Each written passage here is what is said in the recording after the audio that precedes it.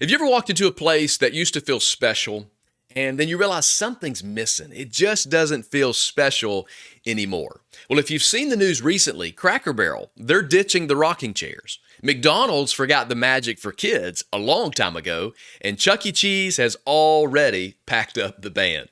Now, in all of these places that we visit, it's all white walls, it's gray booths, it's an atmosphere that is so sterile that you could literally be sitting in any place, anywhere.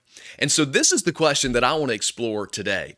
When did different become a problem that we needed to fix? What happened? Today we're talking about how companies lose their soul and how not to let it happen to you. So let's go.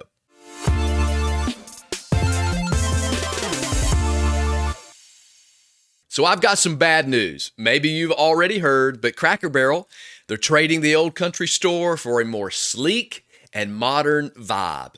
They recently announced that they're going to redesign all of their stores. They're taking out all the things that we love that made Cracker Barrel, Cracker Barrel.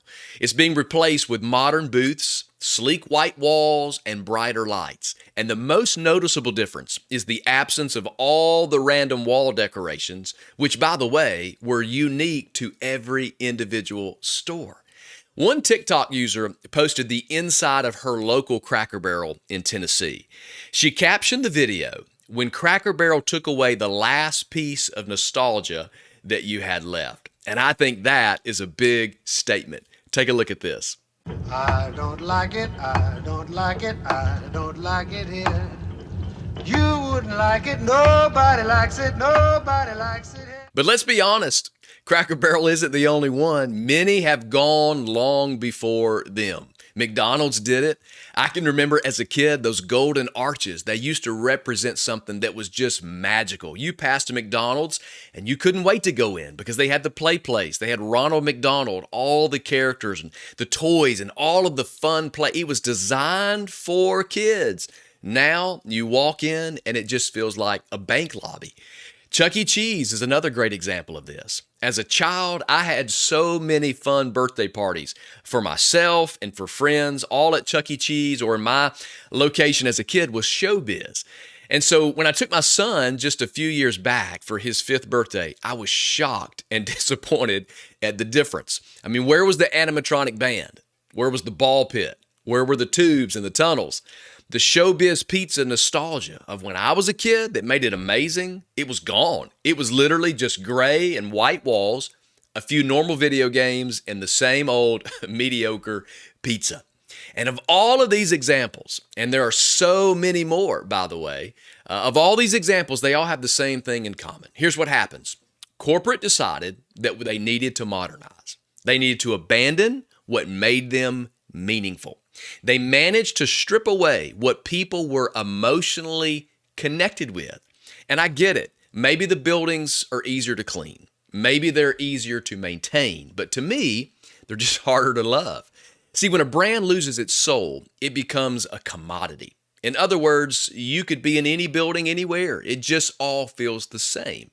And when something becomes a commodity, you know what people do with commodities? They choose the cheapest, they choose the closest, and they choose the one with the app. But when a brand has soul, it's different. When it's got heart, when it's got a story to it, a little character, a little quirkiness to it, people drive a little farther. They'll stay a little longer. They'll tell their friends about it, and they come back because of the unique feel of it, not in spite of it. And I'm looking at you, Texas Roadhouse. Can any of you remember Texas Roadhouse back in the day? I remember the first time that I walked into a Texas Roadhouse and I saw that big whiskey barrel full of peanuts that were complimentary. You could eat as many as you wanted, and you could throw the peanut shells all over the floor. People were eating there in that restaurant simply because someone had told them about it.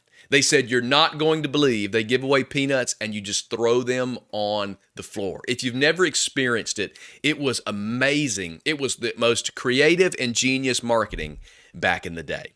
Now today, if you eat at a Texas Roadhouse, you're lucky to get a pre-packaged pack of peanuts. A package of peanuts on the table with a little bucket that you could put your shells in. And here's the difference. I don't hear many people telling their friends, you've got to go try Texas Roadhouse. They give you a little prepackaged pack of peanuts on the table, and you put your peanut shells in a bucket that they've provided for you. It's a completely different experience. See, one was an amazing experience that you didn't see everywhere, and now it's just like any other normal restaurant.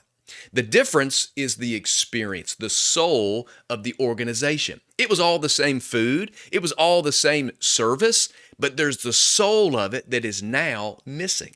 So the question is, why do companies do this? I think it's because they drift from valuing what made them unique. They're squeezing all of that out in order to simply find another dollar. And it happens slowly. There's a rebrand here. There's a cost-cutting measure there, a design update that they test that's just better with a younger demographic, and then the soul starts to slip away. It starts with good intentions, and it ends with forgetting who you are. I think personally it's a business version of a midlife crisis. Instead of buying a sports car, they just paint the walls white and they take down all of the memorabilia. And this is the area that I want to talk about because there is a difference between refining your identity and replacing it. Refining your identity, absolutely, it's necessary, it's a need, but you don't have to replace it. So let me offer 3 takeaways for leaders, for creators, for organizations. These are 3 things that you need to define or refine what makes you unique. So number 1, I think you need to know your soul. I think you need to know what your soul is. See, before you can protect your identity or the soul of your company, you have to know what it is. And even today, I think there are a lot of organizations and companies, chains of all kinds, that just don't really know what makes them unique. They don't know what their soul is. So I want to give you 3 questions here that will help you know what the soul of your company is. And the first is to ask yourself, what makes us unique? What is it about our brand, our identity that makes us unique? And I'll just tell you that if you can't answer that, you're already in trouble before you even begin. So I was surprised about Cracker Barrel because Cracker Barrel isn't just a restaurant. It's a feeling. It's like a time machine. See, from the moment you step on the porch and you see people rocking in the rocking chairs, it just takes you back. It takes you to a simpler time. The old country store, the checkerboard, the fireplace, it isn't about the menu. It's really about the moment. And when you take all of that away, it's just eggs and bacon. So you have to understand, what is it about your identity that defines the soul of who you are? I would also say, ask, what do people feel when they experience our brand? And hopefully you're generating an emotion, a feeling, a connection that you have with your customers or your consumers. To me, Cracker Barrel just feels warm and familiar. It's like when you would visit your grandparents' house. It's full of old stuff with amazing stories behind every little item. It's more than comfort food. It's just comfort. And the truth is, you can't recreate that with white walls and modern gray booths. So what do people feel when they interact with your company? Ask this question. What would they miss if it was gone? If we changed it, if we remove something, if we take it away, if that goes obsolete for us, what would our customers miss if it was gone? If Cracker Barrel lost all of those little touches, the porch, the store, the vintage signs, the fireplace, it's not the look of it. You wouldn't walk in and go, wow, this looks, but you'd miss the feeling. You're not going to miss what you see. You're going to miss how you feel. Everything I mentioned about the feeling of Cracker Barrel would all be gone. And when that's gone, the soul goes with it. So now that you know what your soul is, and if you're working on that, I encourage you to define that. Number 2, you need to learn to evolve without erasing. Change is necessary. You have to evolve. You have to grow, absolutely. But soul doesn't mean being stuck in the past. That's not what having soul means. It doesn't mean you're outdated. Think about it. Apple, they evolved, but they didn't stop being Apple. Target remodeled stores, but you still know that you're in a Target. Refinement doesn't mean erasing. It just means trimming what's outdated, preserving what's essential. Think about it.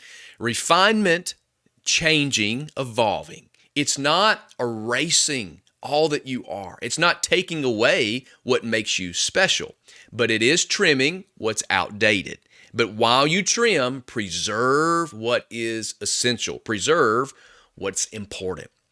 Think of it like if you were renovating an old home. Sure, you may update wiring because that's important. Maybe you're going to replace the old, outdated, worn out carpet. You're going to open up a wall or two so that you have a better flow in the house. But you don't tear down the fireplace where everyone gathered and told stories and shared holidays together. You don't paint over that door with the height markers from your kids growing up. And you don't rip out the porch swing where people would sit around and make memories together. You honor the soul of the place even as you make it better. And the same goes for a business. Yes, modernize. Yes, improve. But don't throw out the very thing that people fell in love with just so that you can keep up with a trend. As you modernize, don't throw out the things that people fell in love with. If you started an organization, a company, a restaurant based around a certain time, a certain feeling, and a certain emotion, don't erase that just so that you can modernize. And then number 3, here's the last thing I would tell you, the tip here is make emotion a metric. I think this is important. Make emotion a metric. Data tells you what people do, but emotion tells you why they do it. Think about how powerful that is. What could change in your organization if you not only knew what people were doing, but you knew why they were doing it? So don't just make decisions based on speed or convenience. Make decisions based on customer connection. For example, ask your team this question: does this feel like us? So you've already defined your soul. You know what makes you unique. You know what your specific place is. So ask, does this feel like us? Does this change? Does this modernization? Does it feel like who we are? Does it have our soul? Ask that before you even ask, will this scale? Can we reproduce this in all of our locations? But does it feel like who we are? There's an old saying, the best way to a man's heart is through his stomach. You ever heard that? Well, I say for a company, the best way to your customer's wallet is through their heart. So make emotion a metric. Be able to track, be able to understand how your customers, your supporters, your fans, how do they feel? So to sum it up, people don't just want products. They want places that are meaningful. When companies lose their soul, they lose their connection. They lose what made them matter, and they lose what made them special. So whether you're running a restaurant, you're building a brand, you're leading a team, or maybe you're just in the stage of figuring out who you are, don't trade your soul for sterile. Be bold enough to keep the quirks, keep the stories, and keep everything that made you unique. Hey, if this video was helpful, like, share, subscribe. I'd love to have you a part of the channel. And if you need some help with your culture, with the morale of your employees, with the employee or customer experience in your organization, check me out at brandonmatthews.com because I would love to help. Now, keep the heart, cut the clutter, and I'll see you on the next one.